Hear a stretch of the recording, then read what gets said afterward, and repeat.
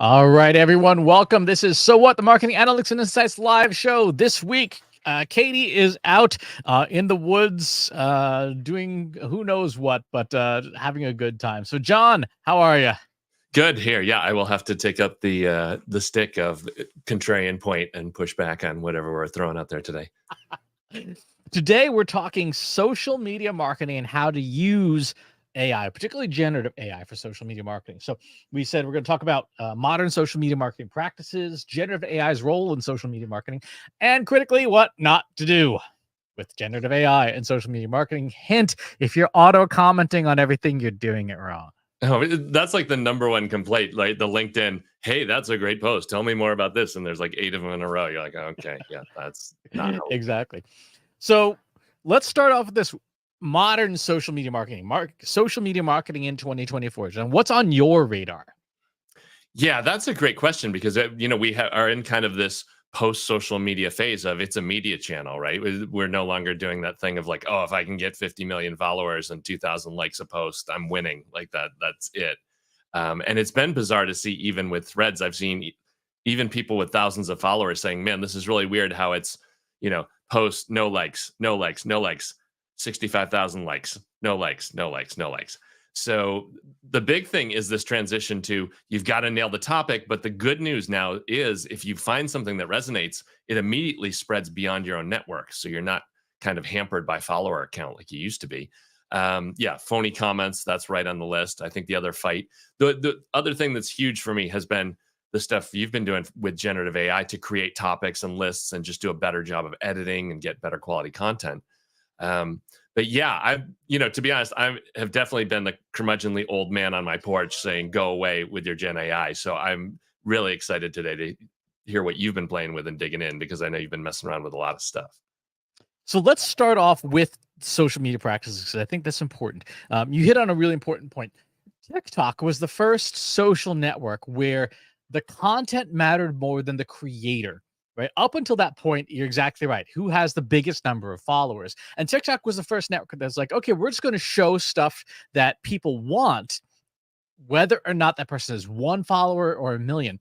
And now we're starting to see other networks really embracing that approach. Instagram, Adam Mosseri, the showrunner over at Instagram, put out a post about a week ago saying that Instagram is changing its algorithm to no longer as heavily weight the number of engagements and followers in order for content to spread. They're now going to look at trying to boost smaller creators. Now, there is obviously some self-interest there as well, because if these large accounts, they're actually having to try to pay them to create more stuff. So if they can boost up additional smaller creators, that's less money they have to pay. But that concept of topic-based media is really important. The second one is private versus public. So everyone knows the public social media networks: Facebook, Instagram, TikTok, LinkedIn, etc. There is also a gigantic ecosystem of private social media. So we're talking things like Slack. If you wanted to see a live example, go to trustinsights.ai/analytics for marketers. That's our Slack group. There's about 3,000 people in there that are asking and answering questions of each other every single day.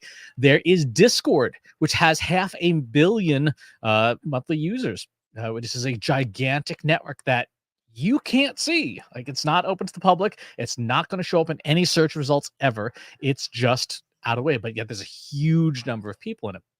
And then there's all these other apps that have their own private ecosystems. And so part of modern social media marketing is understanding that you have the public facing things like Twitch and YouTube, and then you have private networks, even paywalled private networks where you can't see. Patreon, for example, people who if you're a paying member of someone's Patreon, you get access to other fans and communities and groups that are not available to the public.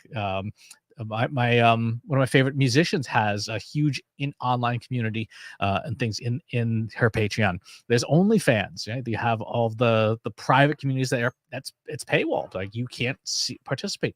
So that's a big part of social media strategy today too, is to figure out where's our audience and what networks are they on, and are we even allowed there? Yeah, that's the whole private community thing. Is like Discord is kind of where I still get that feeling of the old internet, where you get a small group of people, really niche topics, and a chronological timeline, which is just, you'd think we wouldn't be having to beg for that these days, but here we are. Exactly.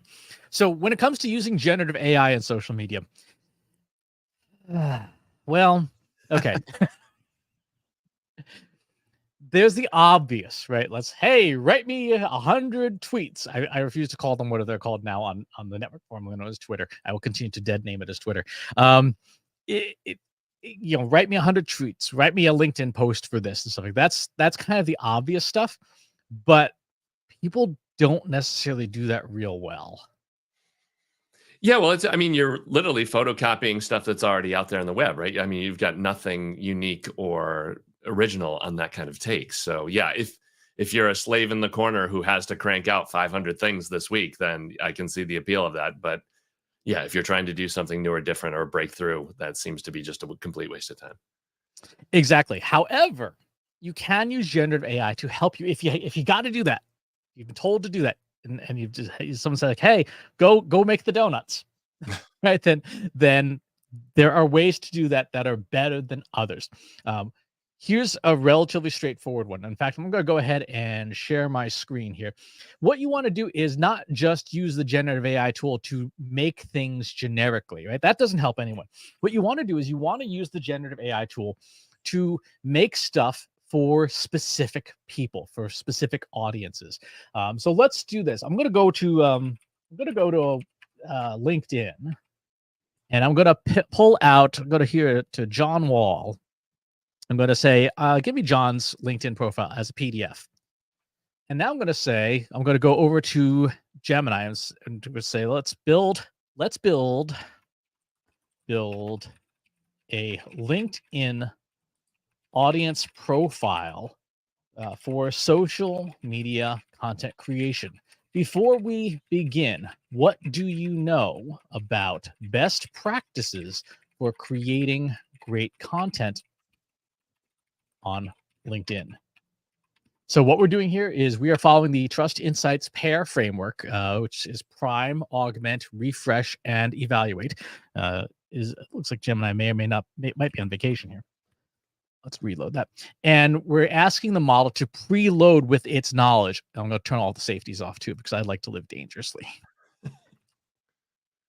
And Gemini is going to pull out its basic knowledge of what you should do on LinkedIn in particular.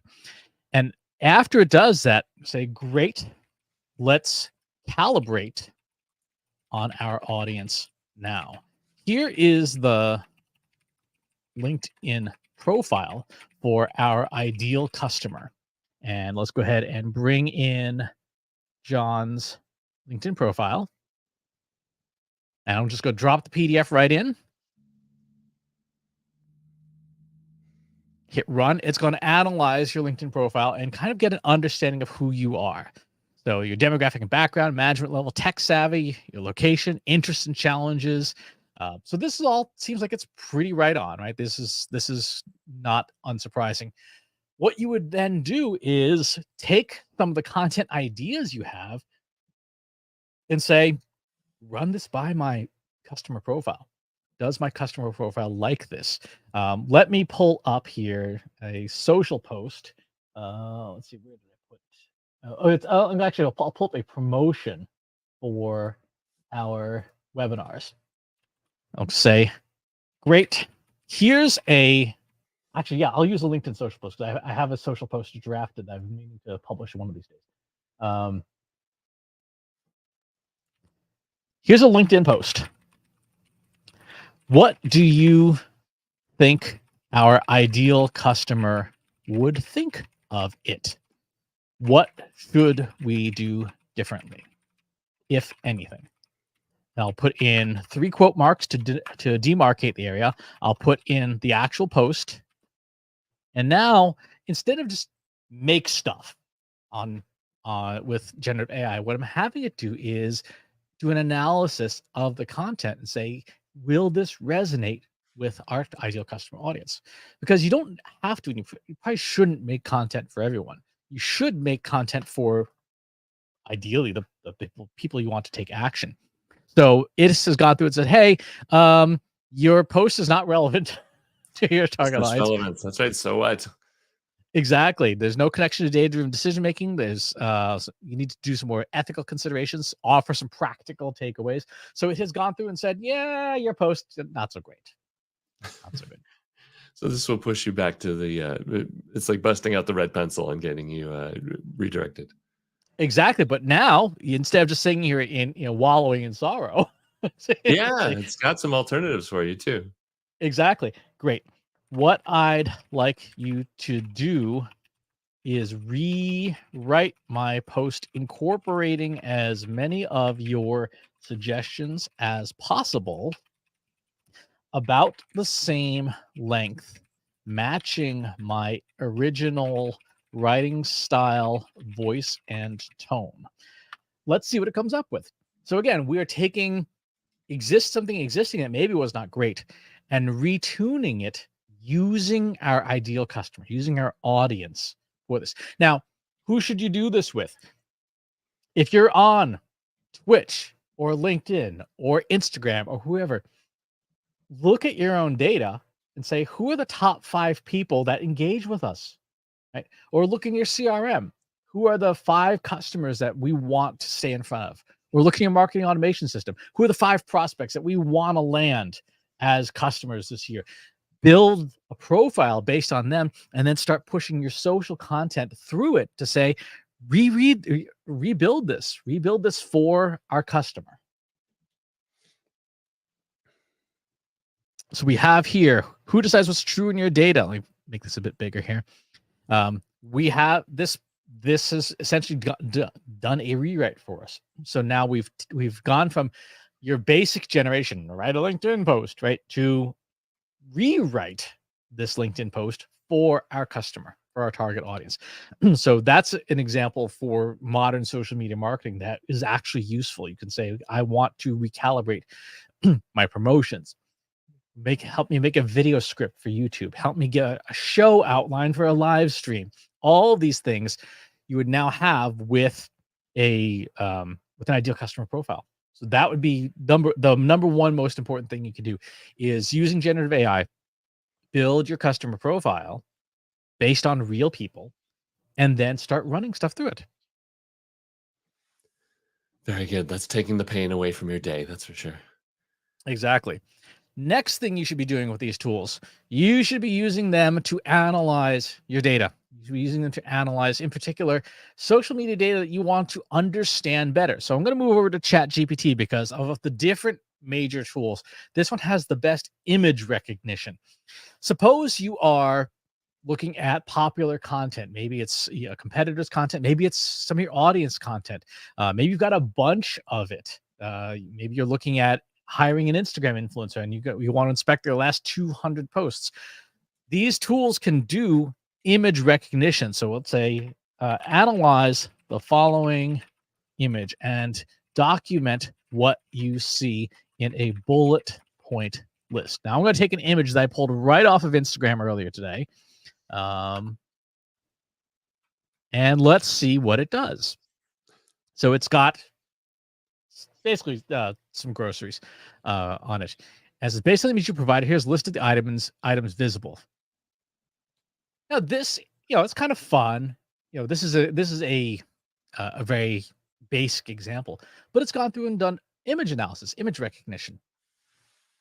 One image, kind of interesting, but if you were to start doing this at scale with images on a hashtag, or with images on DeviantArt or any of the image-based social networks, you could start putting together a topical analysis of the things that people share, especially if you also happen to have accompanying post data. What post images seem to resonate best with an audience? So if you were to pull a competitor's Instagram account and their metrics, so there are competitive tools that can do that. You could pull a list of all of their content for the last year, do image recognition on it via in this case, the ChatGPT API, and come up with a list. Here's the topics that from an image perspective seem to work best for our competitor. Maybe we can get some inspiration. Then you hand those topics to your ideal customer profile and you say, give me some Instagram ideas to some things to shoot that would mirror the best performing posts of our competitor. Yeah, that's amazing. I can see that. And I hadn't thought of this before, but if you have a library of images already on your blog or wherever that need to be tagged, being able to auto tag stacks of images, that's another pain point that you can take hours out of somebody's day. There is a script that I have that I'm still trying to get the last bit of it working, but it's starting to get there. On your computer, there is a folder somewhere that is filled with things that say screenshot this date and time, Yeah, right. right? Hundreds of these. So I'm trying to figure out how to pass each one to the GPT-4 API, have it recognize what the image is, and then have it rename the file like an image of two things, this, that. There's paid companies that do that. I want to write my own because it shouldn't be that hard. Yeah, no, that every marketer on earth is just like, oh my God, that pile on my desktop. That would be wonderful. Exactly. So that is another example. That's in this case, this is the use case of extraction, using generative AI to extract data from one format to another. You can do all sorts of crazy stuff with this. You can take content from one format and move it to another with it. Another useful use case. Suppose you wanted to analyze your stuff on Threads. How would you go about today, John? How would you go about analyzing the performance of your content on Threads? Yeah, that I've got nothing on that, right? Because there at least now is a web client, so you could, scrape some stuff off your browser. But for me, it's literally just scraping through the phone and seeing which ones have hits. Is there even a toolkit? Is that in the Instagram toolkit? So it's not an Instagram per se, although you can get to it through Instagram, but there is a portal that Meta offers in your settings and privacy that allows you to export all of your data. So you can say, I want my data, give me my data, and it is in your Meta account center.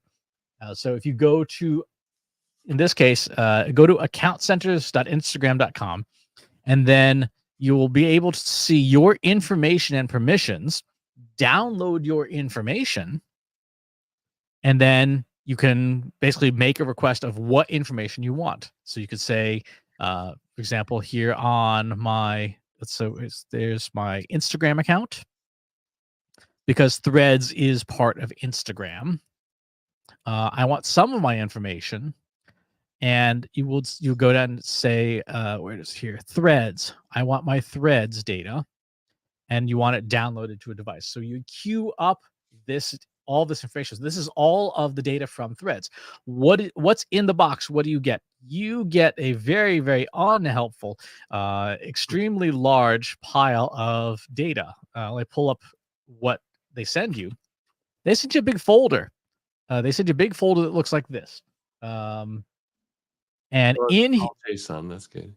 it's Threads, so it's all JSON files.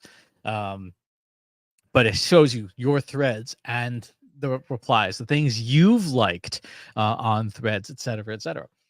Now, if you're presented with a JSON file, what do you do with it? Just open up your IDE and pray you can see what you need. You could do that. Yeah. So here's an example. This is my most recent thread. I said, hey, I got a working model. And you can see there's all sorts of data about this. However, this is not super scalable. This is not super helpful. So what you could do is you could go to your generative AI system and say, let's create a new prompt. Okay. Today, I need help writing some code in Python, or the language of your choice, to process a JSON file and turn it into a spreadsheet. What do you know about this process generally? What are the best practices? So again, we're going to preload the model with knowledge about converting JSON into something else. And then I would provide it with the JSON file. and say, here's the file, write the Python code to interpret this file, turn it into a Python script, and then for all of the stuff that's in that folder, I can now convert it all into spreadsheets. So I would have working software then, and then anytime I need to run analytics on my threads data, I queue up the export, probably like end of month if you're doing it for your company, end of month, export your threads data, run your Python script, because once it's made, and now you've got a spreadsheet. And if you wanted, you could have the tool to do the analysis of the spreadsheet, but you can convert this data. You can extract and rewrite the data into a different format. And now instead of having to go scroll through threads, now you've got it in an easy to use form. That's really cool. Now, are there any large language models that can handle JSON and do any work with that, or is that beyond their Let's power? find out. Here's an example file to use in this project. Help me write the code to process this file. I'm gonna hit file upload, and let's get my threads and replies, because that's kind of an important file. We'll see. That's a 1.6 megabyte file because I am up. It says error extracting text from this file. Why? Because it's too darn big. Oh, it's nice. Okay. Let's try. All right, let's try a smaller one of these files. File upload, threads, posts. Let's just do posts and see what this says here. That's a much smaller file. Nope, it does not like that. I bet you it's the JSON file format. It doesn't like format, probably. Yeah. Yeah. Well, let's turn it to a text file. I will just add a .txt at the end of the file, and we put this in and see if it likes it. So yes, just adding a .txt fixes the problem. There's 515,000 tokens, so 400,000 words in this file. So this might take some time, but to your point, maybe you can read it directly, but for sure it will help us be able to write the code to process this data and get an understanding of what's working. All right. Yeah, that is amazing just to be able to grind that through.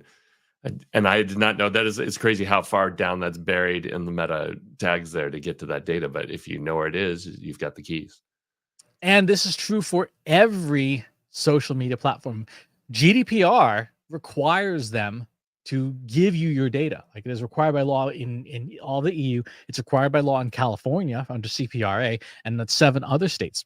And so as a result, they are required to give you your data. So for example, one platform that is extremely difficult to get analytics on, LinkedIn, right? It's extremely difficult to get data out of that tool unless you request the data from LinkedIn. You say, hey, give me my data through the export facility. And when you do that, LinkedIn will spit back, hey, here's all the content that you have posted on LinkedIn. So LinkedIn gives it to you as a big old spreadsheet. You can, of course, load this into like Excel if you wanted to, or if you wanted to do something more interesting, you could open that up in Excel. Let's go ahead and start up a new session here. Oops. So there's my LinkedIn data. I'm gonna let's go into this, and we can see here is my engagement rate, my impressions, my reach, etc. I'm going to do a sort on the reach column. And now let's take this LinkedIn data, say today, let's do some social media content analysis to identify what is high performing content on LinkedIn as measured by, what are our columns that are available here? Impressions, reach, and clicks. Let's go with impressions, even though it's generally not a great metric. What do you know about this topic generally? So we'll preload the model with some of its basic language so that it knows how to interpret our data. Turned off the safeties. And now what I'm going to do is I'm going to create a new text document. And this will be my high performing posts. And I'm going to go to the bottom of my LinkedIn down here and grab a handful of my least performing posts. Okay, now I'm going to say, great. I'm going to provide you 2 files, high performing LinkedIn posts and low performing LinkedIn posts. What I'd like you to do is analyze the contents of the high performing posts and contrast them with the low performing posts and provide your analysis. So now we go and we do our file upload. I'm going to rename bottom performing to low performing so that the AI does not get super confused. I'm going to plop both of these in here. And let's see what it says. So here we're using generative AI to do analysis of unstructured data. So this is data where we've done the binning, we've sorted it out, and now we want to say what's the difference? Why is this not working?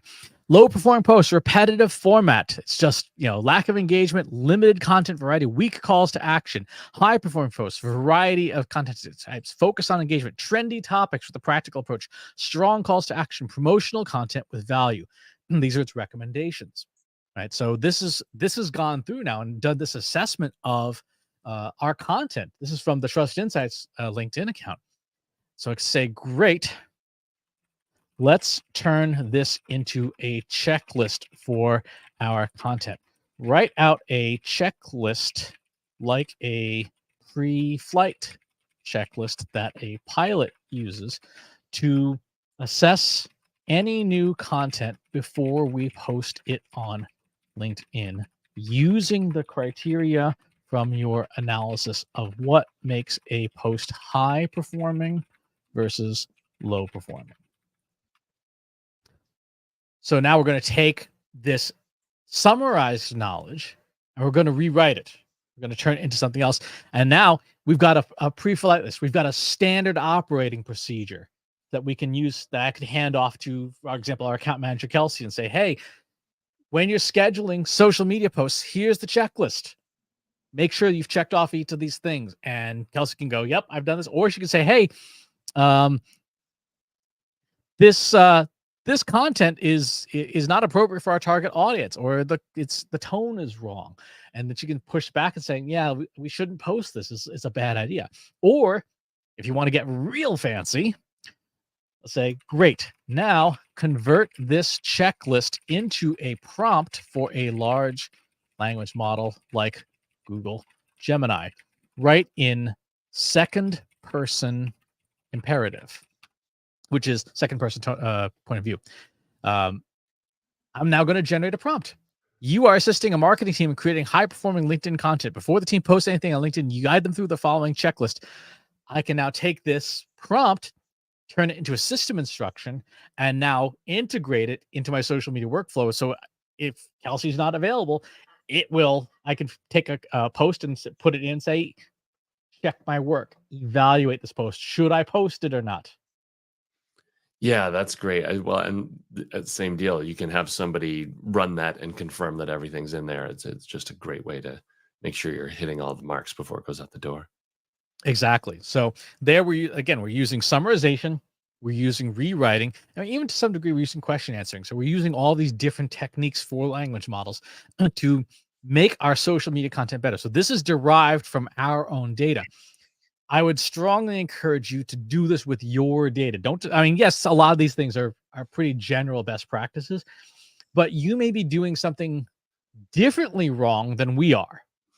And so you want to make sure that you're using your data. And you can see it. We've not used any crazy sophisticated tool. We've been copying and pasting out of an Excel file, right? So this is not a rocket surgery here. This is pretty low tech stuff. So we've covered image classification. We've covered generation and building an ICP for your social media content. Now we've covered tuning up your social media content. The last thing I think is worth talking about when it comes to using these tools and using generative AI for them really comes down to, in some ways, understanding social networks. So I'm going to start a new session here. A lot of people, and I do mean a lot of people, talk about hacking the algorithm. Here's the 28 LinkedIn algorithm hacks that will make you a better marketer. John, you've seen all those. What are the hacks that you've heard of? Post once a day, always answer all comments, tag everybody and their uncle, even if you don't know who they are. Yeah, I don't know. That's the low hanging fruit. Oh, and ask questions and have surveys. That's it. Now, here's the question: is that valid? No, I've seen plenty of post tank using all of those tools. So yeah, that's all anecdote all the time. What would you tell someone for how to learn what actually works? Oh, yeah, examine what's out there. Like you said, this is a great one for see what your competition's doing and what's working, but try and get to the data and find out the common thread of stuff that is successful. I'm going to suggest one even better than that. I'm going to suggest that we just read the instructions. What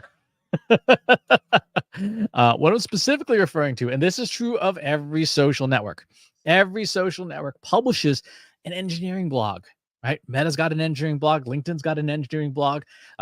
Their engineers are on podcasts and stuff like that, and these folks share how the technology works. Right. So they have this one here: new approaches for detecting AI generated profile photos. So it says, here's the technology. We use this data set. We have these results. This is what we did. Here's our conclusions, etc.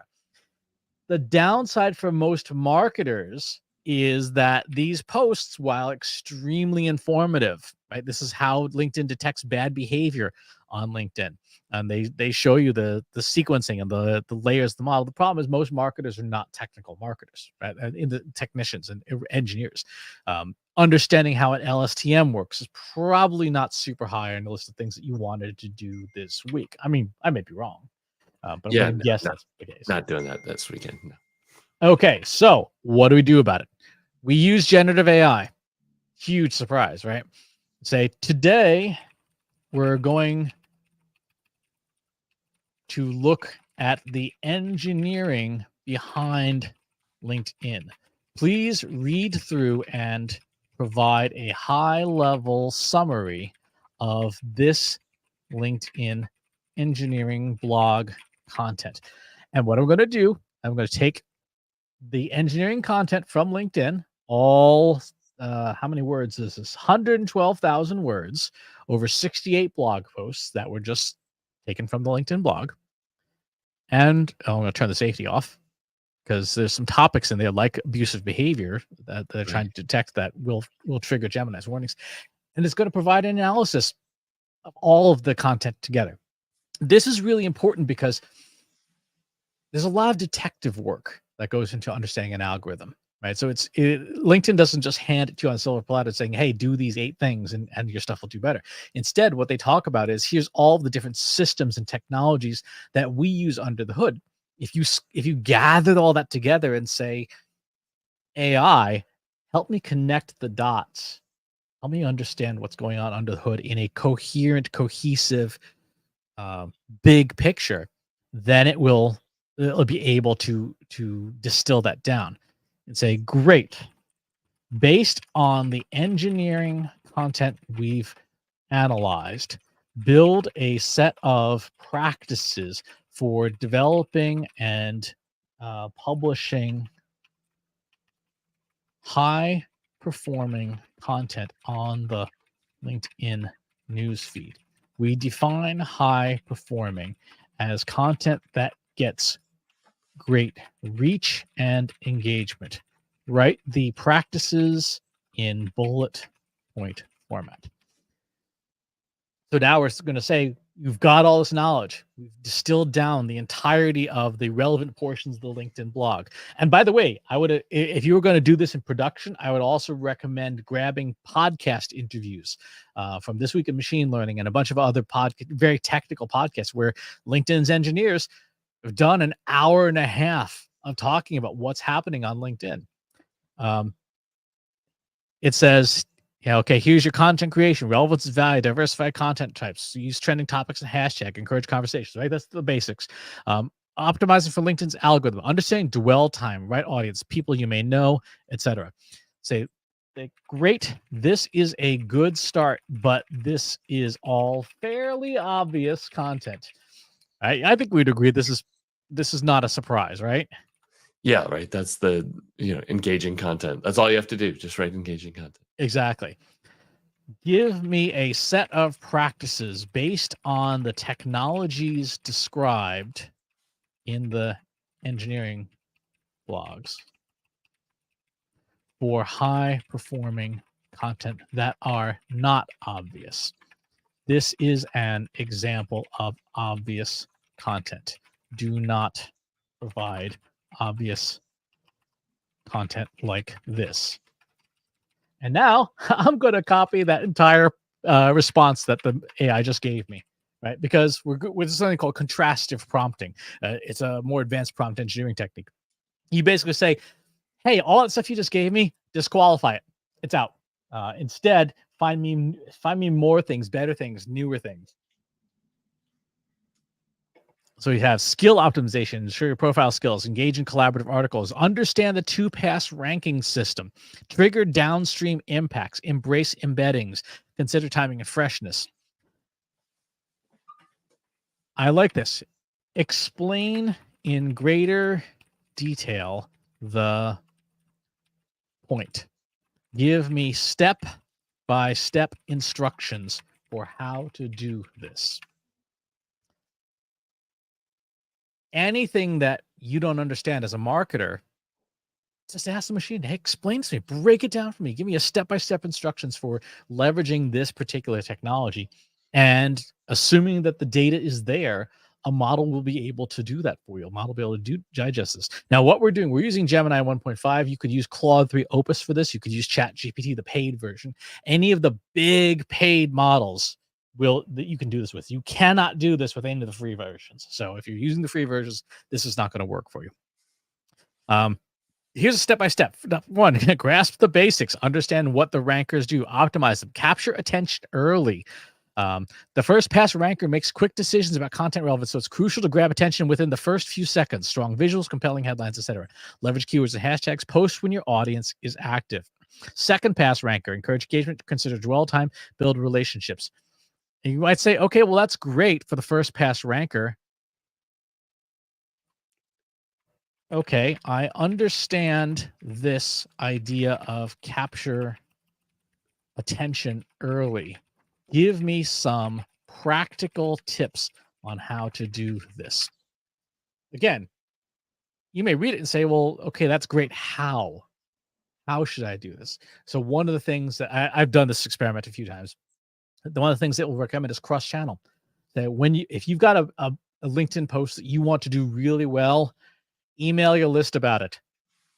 Send out an email saying, hey, go engage on this post. So doing that cross-channel promotion, put up a YouTube post. If your audience is on YouTube, put up a tweet about it. Whatever the case is, use that to boost that performance. In a previous iteration of this, it said you're trying to target that first 60 seconds. If you can, first 60 minutes. If you can get that first 60 minutes, you're in good shape. If you have coworkers, tell them in your internal Slack or Discord or whatever, hey, our new post is up. Everybody go like and comment on it. So these are, again, these are all the things that you can do to deconstruct social media algorithms using the engineering content. Instead of guessing, we just take what the engineers are telling us that this is how it works, and we follow instructions. Yeah, I love that as far as taking advantage of the first pass. Like I did not know it was a 2-pass system the way that does that. That's pretty interesting. If you miss that first window, you're completely out of luck. Yep, exactly. So these are some of the practical examples for how you use generative AI in marketing. It is way more than just, hey, make me a LinkedIn post, make me a pile of tweets and stuff. We're talking about processing your data, reviewing and digesting technical data, doing data analysis, building an ideal customer profile, and running your social media content by it, either manually or programmatically. But there's all these different things you can use generative AI for. So the last couple minutes, the things you shouldn't do with generative AI. Clearly, the bot, responses to everything. They all have the same little rocket ship emoji, and that's some great insights, John. They're everywhere. Everywhere. It's every platform. Everyone is syncing, and the reason why people say, well, why can't they stop this, is because these are being done by browser extensions. So the software company can't detect the difference between a human typing that in and a Chrome browser extension just copying and pasting it in. So it's very difficult to detect, even though we can see the broad pattern, because you can see that, the last 10 people had basically the same comment. You can't tell that any one of those people individually is using this on your post. So there's no good way of filtering that out. The best you can do, if you're tired of it, is find the people doing that on your profile, just block them. Just kick them to the curb. That's seriously. Second thing you should not do, you should not use generative AI tools to harvest data that you don't have privileges and rights to. You can do a whole bunch of things that are definitely a different color hat than we try to wear around here. The tools can do it, but as Ian Malcolm said in Jurassic Park, your scientists were so preoccupied with whether they could, they never stopped to think about whether they should. Yeah, don't find yourself locked on Jurassic Island. That's orange jumpsuit is not the way to go. Or being eaten by a tyrannosaur. And third, please do not deploy content directly out of a generative AI system to a public social network without human review, because the potential for that to go wrong.